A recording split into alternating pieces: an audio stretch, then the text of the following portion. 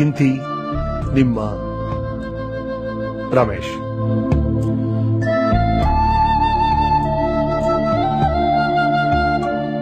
ಗುರುವಿನ ವಾರವಾದ ಈ ಶನಿವಾರ ಮುಂದುವರಿತಾ ಇದೆ. The great teacher doctor Gururaj Kharjagi ಅವರು ನಮ್ಮ ಜೊತೆ ಇದ್ದಾರೆ. ಅವ್ರನ್ನ ಮಾತಾಡ್ಸೋಣ. ಒಳ್ಳೆ ಗುರುವಿನ ಲಕ್ಷಣಗಳೇನು sir? What do expect from a teacher? ಅತ್ಯಂತ ಒಳ್ಳೆ ಗುರು ಆಗ್ಬೇಕಾದ್ರೆ ಆತ ತನ್ನನ್ನ 3 ಪ್ರಶ್ನೆಗಳನ್ನ ಕೇಳ್ಕೋಬೇಕು. ಮೊದಲು, ನಿಮ್ಮ ವಿಷಯದ ಬಗ್ಗೆ ಪ್ರೀತಿ ಇದೆಯಾ? ಯಾವ ವಿಷಯ ಬಗ್ಗೆ ಪಾಠ ಮಾಡ್ತೀರಿ ಅದ್ರ ಬಗ್ಗೆ ನಿಜವಾಗೂ ಪ್ರೀತಿ ಇದೆಯಾ? ಬರೀ ತುಟಿ ಮಾತಿಗೋಸ್ಕರ ಕೆಲಸ ಸಿಕ್ತು, ಸಂಬಳ ಸಿಕ್ತು ಅಂತ ವಿಷಯ ಪ್ರೀತಿ ಮಾಡೋದಲ್ಲ. ಕೆಲಸ ಇಲ್ಲದೆ ಹೋದ್ರೂ ಕೂಡ ವಿಷಯ ಪ್ರೀತಿ ಮಾಡ್ತಿದ್ದ ಅನ್ನೋದೊಂದು. ನಿನ್ನ ವೃತ್ತಿ ಬಗ್ಗೆ ಅಭಿಮಾನ ಇದ್ರೆ ನೀವು ಒಳ್ಳೆ ಮೇಷ್ಟ್ರ ಆಗ್ತೀರಿ. 3ನೇದು ಬಹಳ ಮುಖ್ಯವಾದಂತ ಪ್ರಶ್ನೆ ಅಂದ್ರೆ, ನನ್ನ ವಿದ್ಯಾರ್ಥಿಗಳನ್ನ ನನ್ನ ಮಕ್ಕಳಷ್ಟಾದ್ರೂ ಪ್ರೀತಿ ಮಾಡ್ತೀನ ನಾನು ಅಂತ. ಮಕ್ಕಳಷ್ಟಾದ್ರೂ? ಮಕ್ಕಳಿಗಿಂತ ಹೆಚ್ಚು ಪ್ರೀತಿ ಮಾಡಬೇಕು ಅಂತ ಇರ್ಬೇಕಾದ್ರೆ. ಯಾವ ಮೇಷ್ಟ್ರು ತನ್ನ ಮಕ್ಕಳನ್ನ ಅನನ್ಯವಾಗಿ ಪ್ರೀತಿ ಮಾಡ್ತಾನೋ ಅವನ ಅತ್ಯಂತ ಸಮರ್ಥ ಶಿಕ್ಷಕ ಆಗ್ತಾನೆ. ಸರಿ, ಮಕ್ಕಳಷ್ಟು ಪ್ರೀತಿಸೋದು ಆತರ ಎಕ್ಸಾಂಪಲ್ಸ್ ನೀವು ನೋಡಿದ್ರಾ ನಿಮ್ಮ ಪರ್ಸನಲ್ ಲೈಫಲ್ಲಿ? ನಾನು ನೋಡಿದ್ದೀನಿ. ನನ್ನ ತಂದೆ ಸರ್ಕಾರಿ ನೌಕರದಾರರು, ಬಹಳ ಪ್ರಾಮಾಣಿಕ ನೌಕರದಾರ ಆದ್ರಿಂದ ಮೇಲೆ ಮೇಲೆ ಟ್ರಾನ್ಸ್ಫರ್ ಆಗೋದು. ಸರಿ. ಬೆಳಿಗ್ಗೆ ನಮ್ಮ ತಂದೆ ಎದ್ದು ಹಿಂದಿನ ದಿವಸದ ಪೇಪರ್ ಎಲ್ಲ ಓದ್ತಾ ಇದ್ರು. ಊರಲ್ಲಿ ಇಲ್ಲದೆ ಹೊರಗೆ ಪೇಪರ್ ಓದಿ, ಬರೇ ರಿಸಲ್ಟ್ ಬಂದ್ಬಿಟ್ಟಿದೆ SSLC, ಇವ್ ನಂಬರ್ ಏನು? ಪೇಪರ್ ನೋಡಿದ್ಲು. ಆಕೆ ಖಾತ್ರಿ ಇತ್ತು ತಮ್ಮನಿಗೆ ರ್ಯಾಂಕ್ ಬರುತ್ತೆ ಅಂತ. ನೋಡಿದ್ಲು 10 ರ್ಯಾಂಕು ಇಲ್ಲ. ಅಯ್ಯೋ ಪಾಪಿ, ರ್ಯಾಂಕ್ ತಪ್ಪಿಸ್ಕೊಂಡ ಇವನು. ಫಸ್ಟ್ ಕ್ಲಾಸ್ ಬಂದಿರ್ತಾನೆ ಅಂತ ಅಲ್ಲಿ ನೋಡಿದ್ಲು, ಅಲ್ಲೂ ಇಲ್ಲ. ಅಯ್ಯೋ, ಫಸ್ಟ್ ಕ್ಲಾಸ್ ಇಲ್ಲ, ರ್ಯಾಂಕು ಇಲ್ಲ. ಸೆಕೆಂಡ್ ಕ್ಲಾಸ್ ನೋಡಿದ್ರು, ಅಲ್ಲೂ ಇಲ್ಲ. ಪಾಸ್ ಆದ್ರೆ ಸಾಕಪ್ಪ ಇವನು ಅಂತ ನೋಡಿದ್ರು, ಪಾಸು ಆಗಿಲ್ಲ. SSLC ಫೇಲ್ ನಾನು. ಅಂತ ಅಕ್ಕ ಅಮ್ಮ ಅಳೋಕ್ ಶುರು ಮಾಡಿದ್ರು. ಅಪ್ಪನಿಗೆ ಕೋಪ. ಒಂದ್ ಅರ್ಧ ತಾಸು ನಮ್ಮ ತಂದೆ ನೆನಪಾಯ್ತು ನಾನು ಒಬ್ಬನೇ ಮಗ ಅಂತ. ಆಮೇಲೆ ಬೈಬಾರ್ದು ಅಂತ ತೀರ್ಮಾನ ಮಾಡ್ಕೊಂಡ್ರು. ಆಗಿನ ಕಾಲದಲ್ಲಿ ನಮಗೆ ಸಹಾಯ ಮಾಡಬಹುದಾದ್ರು ಹೆಡ್ ಮಾಸ್ಟರ್ ಮಾತ್ರ. ಫೋನ್ ಮಾಡಿ ಮಾಡಿ ನೋಡಿದ್ರು, ಫೋನ್ ಹತ್ಲಿಲ್ಲ. ತಂದೆ ನಾನು ಧಾರವಾಡಕ್ಕೆ ಬಂದ್ವಿ. ಸ್ಟಾಫ್ ರೂಮ್ ಅಲ್ಲಿ ನಮ್ಮ ಹೆಡ್ ಮಾಸ್ಟರ್ ಕೂತಿದ್ರು, ಗಣಿತ ಟೀಚರ್ ಕೂತಿದ್ರು. ಒಳಗೆ ಹೋಗಿ ನಿಂತ್ಕೊಂಡೆ. ಬೈದ್ರು ಬೈದ್ರು ಬೈದ್ರು. ನಾಚಿಕೆ ಬರಲ್ಲ ನಿನಗೆ? ಇಡೀ ವರ್ಷ ಕಲಿಸಿದ್ದೀನಿ ಗಣಿತ, ನಿನಗೆ 30 ಮಾರ್ಕ್ಸ್ ತೊಳೆ ಯೋಗ್ಯತೆ ಇಲ್ಲ, 13 ಬಂದಿದೆ, 13 ಅಂತ ಬೈದ್ರು. ಆಗ ಗೊತ್ತಾಯ್ತು ಯಾವ ವಿಷಯ ಫೇಲ್ ಆಗಿದ್ದೀನಿ ನಾನು ಅಂತ.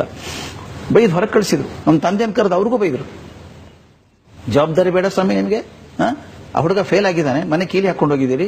ನಿಮ್ಮ ಮನೆಗೆ ನಾನು 3 ದಿವಸ ಹೋಗಿದ್ದೀನಿ, ದಯವಿಟ್ಟು ಗಮನಿಸಿ. ನನ್ನ ಮೇಷ್ಟ್ರು ನನ್ನ ಮನೆಗೆ ಹೋಗಿದ್ದಾರೆ. 3 ದಿವಸ ನಿಮ್ಮ ಮನೆಗೆ ಹೋಗಿದ್ದೀನಿ, ಕೀಲಿ ಹಾಕೊಂಡು ಹೋಗಿದ್ದೀನಿ. ಹುಡುಗನ ಗತಿ ಏನಾಗುತ್ತೆ ನೋಡಿ? ಫೇಲ್ ಆಗೋನಲ್ಲ, ರ್ಯಾಂಕ್ ಬರಬೇಕು ಅವನಿಗೆ. ಕಮ್ಮಿ ಬಂದಿದೆ. ರೀಟೋಟ್ಲಿಂಗ್ ಅಪ್ಲೈ ಮಾಡೋದಕ್ಕೆ 5 ದಿವಸ ಕೊಟ್ಟಿರೋದು. ಚಿಂತೆ ಮಾಡಬೇಡಿ, ನಾನೇ ಆ ಶಾಲೆಗೆ ಬಂದು ಪಾಲಕ ಅಂತ ಅಪ್ಲಿಕೇಶನ್ ತುಂಬಿ ₹5 ಕಳಿಸ್ಬಿಟ್ಟಿದ್ದೀನಿ SSLC ಬೋರ್ಡಿಗೆ. ನನಗೆ ಆ ದಿವಸ ನೆನಪಿದೆ ಸರ್. 21ನೇ ಮೇ, ಕುದಿತಿದೆ ಬಿಸಿಲು. ಮನೇಲಿ ಕೂತ ರಸ್ತೆ ಕಾಣಿಸ್ತಿತ್ತು. ಡಾಂಬರ್ ಕರಿಗೆ ಮೃಗಜಲ ಹಾಯ್ತಾ ಇದೆ ರಸ್ತೆ ಮೇಲೆ. ಕಾದ್ ಹಂಚಾದಂಗಾಗಿದೆ ರಸ್ತೆ. ನನ್ನ ಮೇಷ್ಟ್ರು ಬರೋದು ಕಾಣಿಸ್ತು. ಕಚ್ಚೆ ಧೋತ್ರ, ಬಿಳಿ ಶರ್ಟು, ಕರಿ ಕೋಟು, ಕರಿ ಟೊಪ್ಪಿಗೆ, ದಪ್ಪ ಕನ್ನಡಕ, ಎಡಗೈಯಲ್ಲಿ ಧೋತ್ರ ಚುಂಗ್ ಇಟ್ಕೊಂಡಿದ್ದಾರೆ, ಬಲಗೈಯಲ್ಲಿ ಚಪ್ಪಲಿ ಇಟ್ಕೊಂಡಿದ್ದಾರೆ. ಕುಣ್ಕೊಂಡು ಬೆವರು ಸುಸ್ಕೊಂಡು ಬರ್ತಾ ಇದ್ದಾರೆ. ನನ್ನ ಪ್ರೀತಿ ಮೇಷ್ಟ್ರಿಗೆ ಡಯಾಬಿಟಿಸ್, ಹೆಬ್ಬಟ್ಟಿ ಗಾಯ ಮಾಡ್ಕೊಂಡು ಇಷ್ಟು ದಪ್ಪ ಆಗಿದೆ. ಬೇಗ ಬೇಗ ನಡೆಯೋಕೆ ಆಗ್ತಾ ಇಲ್ಲ ಚಪ್ಪಲಿ ಹಾಕೊಂಡು. ಬೇಡ ಅಂತ ಚಪ್ಪಲಿ, ಉಸಾಬ್ರಿ ಬೇಡ ಅಂತ ಕೈಲಿ ಹಿಡ್ಕೊಂಡ್ ಬಂದಿದ್ದಾರೆ. ಪಾಪ ಕಾಲಿಗೆಲ್ಲ ಗುಳ್ಳೆ ಆಗಿರ್ಬೇಕು ಅವ್ರಿಗೆ. ಎಲ್ಲಿ ಹೋಗ್ತಿದ್ದಾರೆ ಮೇಷ್ಟ್ರು ಅನ್ಕೊಂಡೆ. ನನ್ನ ಮನೆ ಕಡೆ ತಿರ್ಕೊಂಡ್ರು. ಹೊಸ್ತಲ ಆಚೆಗೆ ಚಪ್ಪಲಿ ಎಸೆದು ಒಳಗೆ ಬಂದ್ಬಿಟ್ರು.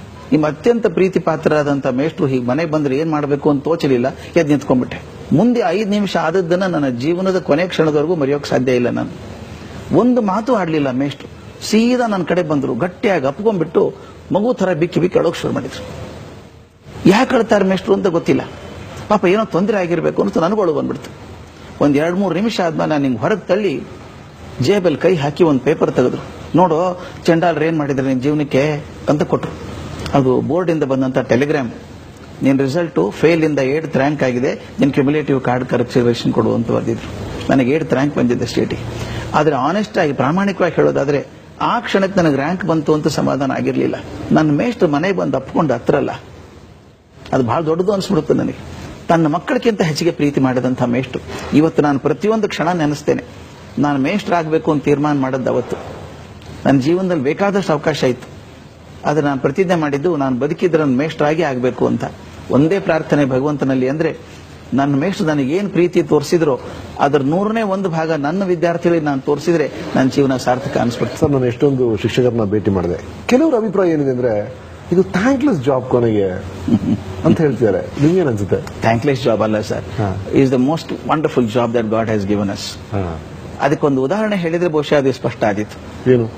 ನಾನು ಹುಡುಗಾಗಿದ್ದಾಗ ನನ್ನ ಅಜ್ಜ ಬಹಳ ಶ್ರೇಷ್ಠ ಮೇಷ್ಟ್ರ ಆಗಿದ್ದವರು, ಪ್ರೈಮರಿ ಸ್ಕೂಲ್ ಟೀಚರ್ ಆಗಿದ್ದವರು, ಬಹಳ ಒಳ್ಳೆ ಹೆಸರು ಮಾಡಿದವರು. ಈ 62ನೇ ಇಸ್ವಿ ಹೊತ್ತಿಗೆ ಚೀನಾ ದಾಳಿ ಆಯಿತು ಭಾರತದ ಮೇಲೆ. ಮೊದಲನೇ ಬಾರಿಗೆ ಭಾರತದಲ್ಲಿ ರೇಷನ್ ಸಿಸ್ಟಮ್ ಬಂತು. ಅಕ್ಕಿ, ಸೀಮೆ ಎಣ್ಣೆ ಮತ್ತು ಸಕ್ಕರೆ ಹೌದು ಕ್ಯೂದಲ್ಲಿ ನಿಂತ್ಕೊಂಡು ಕೊಂಡ್ಕೋಬೇಕು. ಧಾರವಾಡದಲ್ಲಿ ಇದ್ವಿ. ಡಿಸ್ಟ್ರಿಕ್ಟ್ ಬ್ಯಾನ್ ಅಂತ ಒಂದಿತ್ತು ಅವಾಗ, ಒಂದು ಜಿಲ್ಲೆಯಿಂದ ಮತ್ತೊಂದು ಜಿಲ್ಲೆಗೆ ತಗೊಂಡು ಹೋಗಂಗಿಲ್ಲ ವಸ್ತುಗಳನ್ನ ಅಂತ. ಆಗ ಬಿಜಾಪುರದಿಂದ ಒಂದು ಪತ್ರ ಬಂದಿತ್ತು ನಮ್ಮ ಮನೆಗೆ. ಯಾರೋ ನಮ್ಮ ಹತ್ತಿರ ಸಂಬಂಧಿ ಹೆಣ್ಮಗಳಿಗೆ ಹೆರಿಗೆ ಆಗಿದೆ, ಒಳ್ಳೆ ಅಕ್ಕಿ ಸಿಗಲ್ಲ, ಒಂದಿಷ್ಟು ಅಕ್ಕಿ ಕಳಿಸ್ತೀರಾ ಅಂತ ನಮ್ಮ ಅಜ್ಜನಿಗೆ ಪತ್ರ ಬರೆದಿದ್ರು. ಆತನಿಗೆ ಕಾಯ್ದೆ ಗೊತ್ತು, ಕಾಯ್ದೆ ಪ್ರಕಾರ ತಗೊಂಡು ಹೋಗಕ್ ಬರಲ್ಲ, ಅದ್ರ ಕರಳು ಕೇಳ್ಬೇಕಲ್ಲ.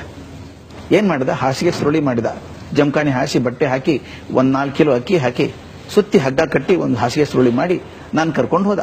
ಬಿಜಾಪುರದಲ್ಲಿ ಇಳಿದ್ವಿ ಟ್ರೈನಲ್ಲಿ. ನಿಮ್ ಕಣ್ಮುಂದ್ ಬರ್ಬೇಕು ಚಿತ್ರ. ಹೆಗಲ ಮೇಲೆ ಚೀಲ ಇಟ್ಕೊಂಡಿದ್ದಾನೆ, ಬಲಗೈಯಲ್ಲಿ ನಾನು, 2 ಲಗೇಜ್. ಬೇಗ ನಡಿ ಬೇಗ ನಡಿ ಅಂತ ಇದ್ದಾನೆ. ಎಲ್ಲಿ ಪೊಲೀಸ್ ಹಿಡ್ಕೊಂಡ್ಬಿಡ್ತಾರೋ ಅಂತ ಹೆದರಿಕೆ ಅವನಿಗೆ. ಇನ್ನೊಂದು ಸ್ವಲ್ಪ ಹೋಗಿದ್ರೆ ದಾಟಿ ಬಿಡ್ತಿದ್ವಿ ಸ್ಟೇಷನ್. ಯಾರೋ ಹೆಗಲ ಮೇಲೆ ಕೈ ಇಟ್ಟಂಗಾಯ್ತು. ತಿರುಗಿ ನೋಡಿದ್ರೆ ಪೊಲೀಸ್. ಆ ಪೊಲೀಸ್ ಹೇಳಿದ, ಬರ್ರಿ ಸಾಹೇಬ್ರು ಕರೀತಾರೆ ನಿಮ್ಮನ್ನ ಅಂತ. ಸಾಹೇಬ್ರು ಜೀಪ್ ಇಟ್ಟು ಹೋಗಿದ್ದಾರೆ, ಹೋಗ್ಬೇಕಂತ ಅವ್ರು ನೋಡೋದಕ್ಕೆ ಅಂತ. ನಮ್ಮ ಅಜ್ಜ ಅಳೋದೊಂದು ಬಾಕಿ. ಆಗಿನ ಕಾಲದಲ್ಲಿ ಪೊಲೀಸ್ ಜೀಪಲ್ಲಿ ಹೋಗುವಂತ ಅವಮಾನಕರವಾದ ಸಂಗತಿ ಯಾವುದೂ ಇರಲಿಲ್ಲ. ಈಗೆಲ್ಲ ಜನ ಪಿಕ್ನಿಕ್ ಹೋಗ್ತಾರೆ ಮತ್ತೆ ಬೇರೆ. ಆಮೇಲೆ ಆ ಜೀಪಲ್ಲಿ ಕೂತ್ ಹೋದ್ವಿ. ದೊಡ್ಡ ಮನೆ, SP ಮನೆ. ಆಗಿನ ಕಾಲ, ಈಗ SP ಅಂದ್ರೆ ದೊಡ್ಡ ಪೋಸ್ಟು, ಆ ಗವರ್ನರ್ ಇದ್ದ ಹಾಗೆ. ಅದೊಂದು ಬೆಂಬಿಡದ ಭೂತ ಇತ್ತಲ್ಲ ಚೀಲ, ಅದು ಇಟ್ಕೊಂಡು ಅಲ್ಲಿ ಕೂತ್ಕೊಂಡ್ವಿ. ನಮ್ಮ ಅಜ್ಜ ಒಂದು ಕ್ಷಣ ಮುಖ ಒರೆಸ್ಕೋತಾ ಇದ್ದ. ಒಳಗಿಂದೊಬ್ರು ಕಾನ್ಸ್ಟೇಬಲ್ ಬಂದ್ರು, ಬರ್ರಿ ಒಳಗೆ ಸಾಹೇಬರು ಕರೀತಾರೆ ಅಂತ. ಅಪರಾಧಿ ತಾನೇ ನನ್ನ ಅಜ್ಜ. ಕೈ ಮುಕ್ಕೊಂಡೆ ಒಳಗೆ ಹೋದ. ದೊಡ್ಡ ಹಾಲು, ಅಲ್ಲೆಲ್ಲ ಸೋಫಾ ಹಾಕಿದ್ದಾರೆ, 3 ಜನ ಕಾನ್ಸ್ಟೇಬಲ್ ನಿಂತ್ಕೊಂಡಿದ್ದಾರೆ. ಮಧ್ಯದಲ್ಲಿ ಒಬ್ಬ ಎತ್ತರ ಕಪ್ಪು ಮನುಷ್ಯ, ಕಲ್ಲಿ ಮೀಸೆ, ಅವನ ಪಕ್ಕದಲ್ಲಿ ಸುಂದರವಾದ ಹೆಣ್ಮಗಳೊಬ್ಳು. ಆತನೇ ಇರಬೇಕು SP ಅಂತ ಅನಿಸ್ತ ಅಜ್ಜನಿಗೆ. ಒಳಗೆ ಹೋದವನೇ ಕೈ ಮುಗಿದು, ತಪ್ಪಾತ್ರಿ ಸಾಹೇಬ್ರೆ, ತಪ್ಪಾತ್ರಿ ಸಾಹೇಬ್ರೆ ಅಂದ. ಆ ಆಫೀಸರ್ ನಿಂತ್ಕೊಂಡವರು ಒಂದು ಮಾತು ಆಡ್ಲಿಲ್ಲ. ಒಂದು ಹೆಜ್ಜೆ ಮುಂದೆ ಬಂದವರು ದೀರ್ಘದಂಡ ನೆಲದ ಮೇಲೆ ಮಲ್ಕೊಂಡು ಕಾಲು ಹಿಡ್ಕೊಂಡ್ಬಿಟ್ರು ಅಜ್ಜಂತ. ನಮ್ಮ ಅಜ್ಜನ ಗಾಬರಿ, ಯಾರಿವರು ಅಂತಾನೆ. ಆ ಪೊಲೀಸ್ ಎಲ್ಲ ಸಾಹೇಬರು ಸಾಹೇಬರು ಅಂತಾರೆ. ಇಲ್ಲಿವರೆಗೂ ಸಾಹೇಬ್ರ ಕಾಲಿಗೆ ಮತ್ತೊಬ್ಬರು ಬಿದ್ದದನ್ನು ನೋಡಿದ್ರೆ ಹೊರತಾಗಿ ಸಾಹೇಬ್ರು ಮತ್ತೊಬ್ಬರು ಕಾಲಿಗೆ ಬಿಡೋದು ನೋಡಿರ್ಲಿಲ್ಲ. ಅಜ್ಜ ಹೇಳ್ರಿ ಸಾಹೇಬ್ರ ಅಂದ. ಸಾಹೇಬ್ ಎದ್ದು ನಿಂತ್ಕೊಂಡ. ನನ್ನ ಕಣ್ ಮುಂದೆ ಕಟ್ಟಿದಂಗೆ ಇದೆ ಚಿತ್ರ ಅದು. ಹಿಂಗೆ ಕೈ ಮುಕ್ಕೊಂಡು ನಿಂತವನು, ಕಣ್ಣಲ್ಲಿ ನೀರು ಸುರಿತಾ ಇತ್ತು ಅವನಿಗೆ. ಸರ್ ನನ್ ಗುರುತು ಸಿಕ್ತು ಸರ್ ನಿಮಗ ಅಂತ ಕೇಳ್ದ. ಇಲ್ರಿ ಸಾಹೇಬ್ರ ಗುರುತು ಸಿಗ್ಲಿಲ್ಲ ಅಂತ ನಮ್ಮ ಅಜ್ಜ ಅಂದ. ನಾನು ಸರ್ ಭೀಮಾ. ಯಾ ಭೀಮಾ? ನಾನು ಸರ್ ಮುರುಗೋಡ್ ಭೀಮ್ಯಾ. ನಿಮ್ಮ ಮನೆಯೊಳಗೆ ಇದ್ನಲ್ರಿ ಸರ್, ನೀವೇ ನನಗೆ ಊಟಕ್ಕೆ ಹಾಕಿ ಪಾಠ ಕಲಿಸಿದ್ರಲ್ಲ ಅಂದ. ಅಂದ ತಕ್ಷಣ ನಮ್ಮ ಅಜ್ಜ ಕೈ ಮುಗಿದಿದ್ರಲ್ಲ, ಒಂದ್ ಕೈ ಕೆಳಗೆ ಬಂತು. ಎತ್ತಿ ಪಟಾರ್ ಅಂತ ಕಪಾಳಿ ಹೊಡೆದು, ಎಲ್ಲ ಮಗನ ಪೊಲೀಸ್ ಆಗಿಯೇನೋ ಅಂತ ನಮ್ಮ ಅಜ್ಜ. ನನಗೆ ಹೆದರಿಕೆ ಅಂದ್ರೆ ಆತ ತಿರುಗಿ ಹೊಡೆದ್ರೆ ನಮ್ಮ ಅಜ್ಜನ ಗತಿ ಏನು. ಆದ್ರೆ ಹೊಡಿಲಿಲ್ಲ, ಅವನು ಇನ್ನೂ ಬಿಕ್ಕಿ ಒಳಗ್ ಶುರು ಮಾಡಿದ. ಸರ್ ನೆನಪದ್ರಿ ಸರ್, ನಮ್ಮನ್ನು ಯಾರು ಮುಡ್ಸ್ಕೋತಿರ್ಲಿಲ್ಲ ಊರಲ್ಲಿ. ನಮ್ಮಪ್ಪ ನೆಲ ಕಸ ಗುಡಿಸ್ತಾ ಇದ್ದ. 4ನೇ ಆದ್ಮೇಲೆ ನೀನು ಬಂದ್ಬಿಡೋ, ನಿನಗೂ 8 ಕೊಡ್ತಾರೆ ದಿವಸಕ್ಕೆ ಅಂತ ಕರೆದ. ನೀವು ಮನೆಗೆ ಬಂದು ನಮ್ಮ ತಂದೆ ಹತ್ರ ಜಗಳಾಡಿ, ಹುಡುಗ ಬುದ್ಧಿವಂತಿದ್ದಾನೆ ಬಿಡಿಸ್ಬೇಡ ಅಂತ ಹೇಳಿ ಮನೇಲಿ ಇಟ್ಕೊಂಡು ಊಟಕ್ಕೆ ಹಾಕಿ ಕಲಿಸಿದ್ ನೆನಪದ ಸರ್. 7ನೇ ಕ್ಲಾಸ್ವರೆಗೂ. 7ನೇ ಕ್ಲಾಸ್ ಅವನು ಶಾಲೆ ಇರಲಿಲ್ಲ ಊರಲ್ಲಿ. ಬಿಜಾಪುರ ಕರ್ಕೊಂಡೋಗಿ ಹಾಸ್ಟೆಲ್ ಫೀಸ್ ಕಟ್ಟಿ ಬಂದದ್ದು ನೆನಪದ ಸರ್. ನೀವು ಹಾಗೆ ಮಾಡದೇ ಇದ್ದಿದ್ರೆ ಇವತ್ತಿಗೆ ಇನ್ನೂ ನಾನು ಕಸ ಗುಡಿಸ್ಕೊಂಡೇ ಇರ್ತಿದ್ದೆ ಸರ್ ಅಂದ್ಬಿಟ್ಟು ತನ್ನ ಹೆಂಡತಿಗೆ ಹೇಳ್ದ, ದಿನ ದೇವ್ರ ಪೂಜೆ ಅಂತೆಲ್ಲ ಬಿಡು, ಇವರೇ ನನ್ನ ದೇವ್ರು, ಕಾಲು ಹಿಡ್ಕೊ ಅಂದ. ಹಿಡ್ಕೊಂಡು ನಮ್ಮ ಅಜ್ಜ ಅವನು ಅಪ್ಪಿಕೊಂಡ್ರು. ಇಬ್ರು ಅಳ್ತಾ ಇದ್ರು. ನನ್ನ ಕಣ್ಮುಂದ್ ಕಟ್ಟಿದಂಗಿದೆ ಸರ್ ಅದು.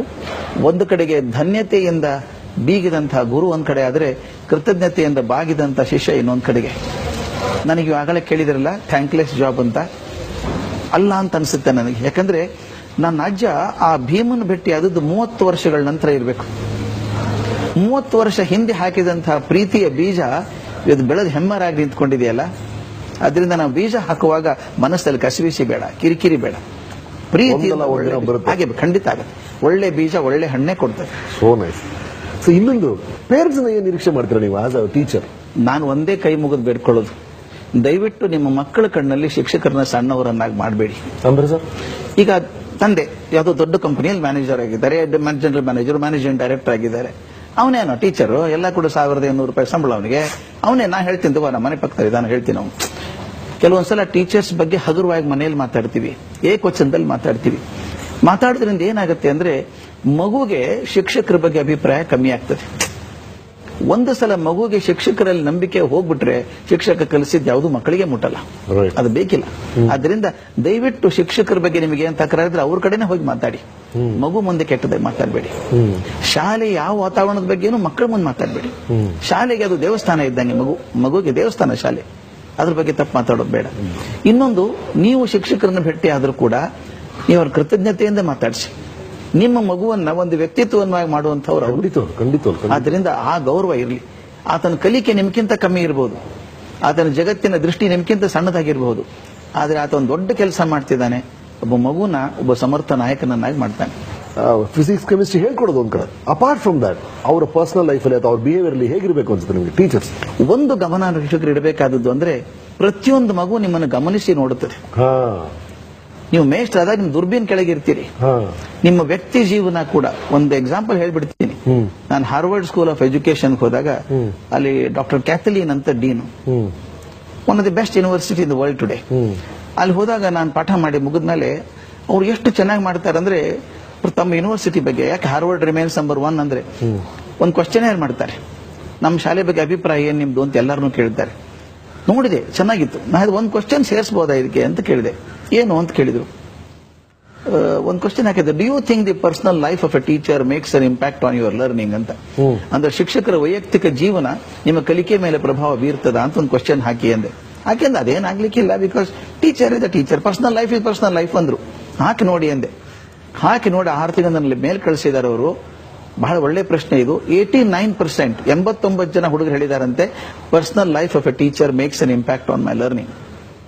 ನೋಡಿ, ಹಿಂದಿನ ದಿವಸ ಮೇಷ್ಟು ಕುಡ್ಕೊಂಡು ಅಡ್ಡಾಡ್ತಾ ಇದ್ದಾರೆ ರಸ್ತೆ ಮೇಲೆ, ಮರುದಿವ್ಸ ಕ್ಲಾಸ್ ಅಲ್ಲಿ ಪಾಠ ಮಾಡಿದಾಗ ಹಿಂದಿನ ದೃಶ್ಯ ಪುನರಾವರ್ತಿ ಆಗ್ತಾ ಇರುತ್ತೆ ಕ್ಲಾಸ್. ಎಷ್ಟು ಒಳ್ಳೆ ಚೆನ್ನಾಗಿತ್ತು ಫಿಸಿಕ್ಸ್ ಟೀಚ್ ಮಾಡಿದ್ರೆ.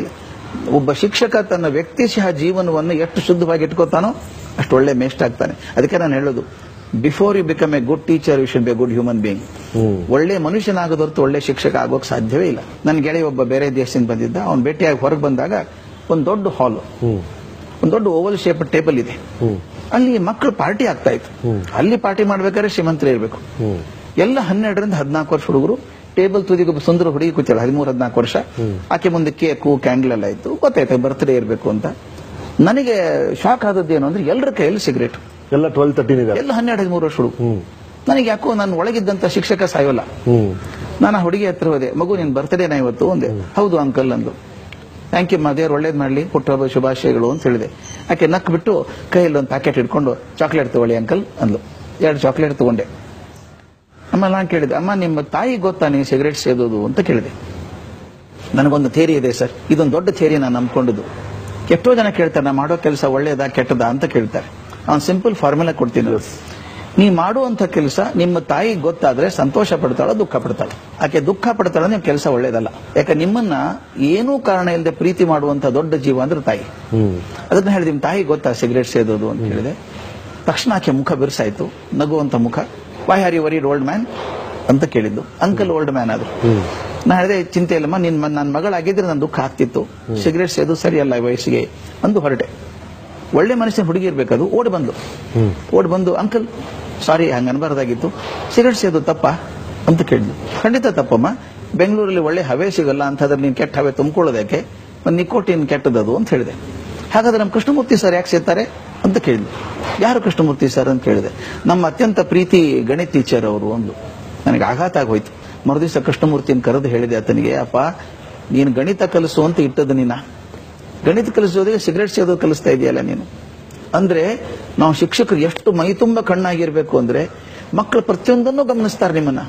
ನಿಮ್ಮ ಒಳ್ಳೆ ಗುಣಗಳನ್ನು ಅನುಸರಿಸ್ತಾರೆ, ಕೆಟ್ಟ ಗುಣಗಳನ್ನು ಅನುಸರಿಸ್ತಾರೆ.